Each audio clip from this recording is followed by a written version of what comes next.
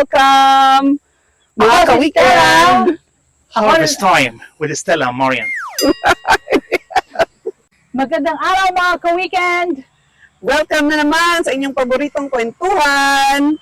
Weekend with Stella and Marian! Okay, tara! Samahan nyo kami ngayon mag-harvest kasama sila Kuya Hatem and Bata Renato. Ayan. As you guys know, rice is life. Harvest time.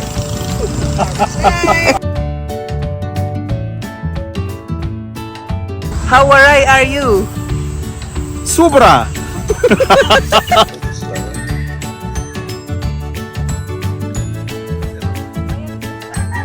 Ngayon, nandito tayo sa gitna ng palayan kasama ang ating sisipag na mga magsasaka.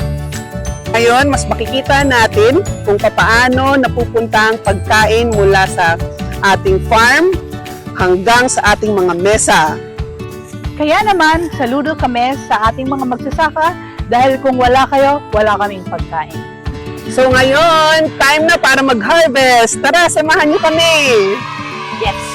Okay, so ngayon, tuturuan ako ni Bata Renato kung paano mag-garab. We call this one, itong sickle, sa waray, ito ay garab. Ayan, so kailangan hawakan ng mabuti yung puno. And then, grabe, ang bilis niya. Ang bilis ni Bata Renato.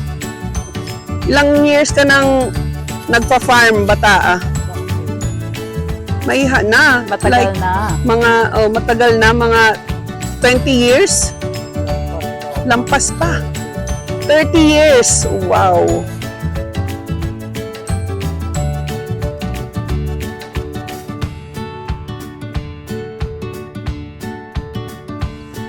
Okay. Nakakapagod pala. Let's go. No naman.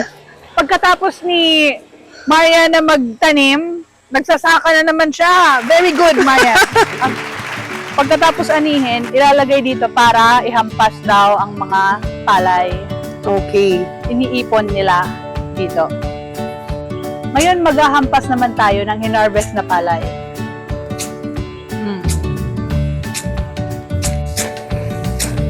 Ubus ang palay. Okay, so pagkatapos ng paggarab or pag-harvest, tapos paghampas ng mga palay, ngayon ay nandito na tayo sa blower area.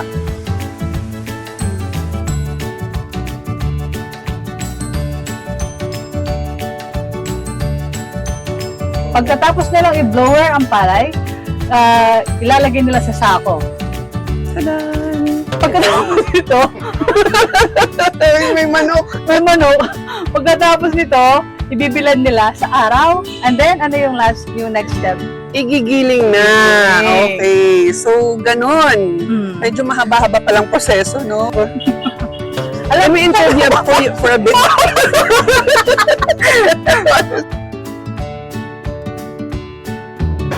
Grabe, nakakapagod mag-ani. Pa-harvest lang namin. We just came back. Kakabalik lang namin galing sa palayan. Ngayon ay we will enjoy the harvest. Yes, kakain na tayo. Gutom na ako. Ang pinaka-importanteng parte ng araw na to. Okay, so ito muna, syempre, ang fresh na ani natin. Kanin! Mainit pa ba? Mainit? Yes! Bango! Sunod naman, meron tayo dito, gulay, sitaw! Galing yan sa namin, farm. And then, of course, itong paborito natin, mga taga-Visayas, no? Sa mga paborito natin, itong kinilaw na isda. O, diba? Ito, ano naman to? Ay, ito ay ginataang alimango. Okay, ayan. Pwede na tayong kumain. At ang ating panghimagas, ang ating dessert, ang banana. or Saging. Ang Saging saging nila. ay The best banana. saging ay the best banana. Alam mo, Marian, kung hindi dahil sa mga farmers natin, mga magsasaka, saan na rin natin ang ating mga mangingisda, wala tayong makakain. Yes, para po sa kalaman ng lahat, ang number one na economic driver dito sa amin sa Eastern Samar ay syempre agriculture, ang Yes. pagtatanim ng palay, ang isa pa rin yan ng pagkukopra, at syempre pangingisda. Kaya naman, lalo na ngayon na crisis tayo, talagang inaanyayahan natin at ini-encourage natin ang lahat na magtanim at magsumikap, sariling sikap, ika nga. Dahil dito, sa pamamagitan nito, tayo ay makakaahon sa kahirapan kung ano man yung crisis na mararanasan natin sa darating na mga panahon. Yes. At syempre, Diba? ang pagtitipid din, no? Yung bawat butil pala ng palay natin, talagang malaking sakripisyo yung ginagawa ng ating mga farmers. Correct ka dyan. Ano bang ginawa nyo ngayong Holy Week, mga ka-weekend? Comment down below. Besides magsimba, besides magdasal, yung iba naman, pumunta sa beach. Madami tayong nakita nagbe-beach kanina. Yung iba may mga family reunion kasi nga may mga balikbayan na mag-a-attend ng alumni, diba? Yes. At mag-spend ng Easter with their families in the province.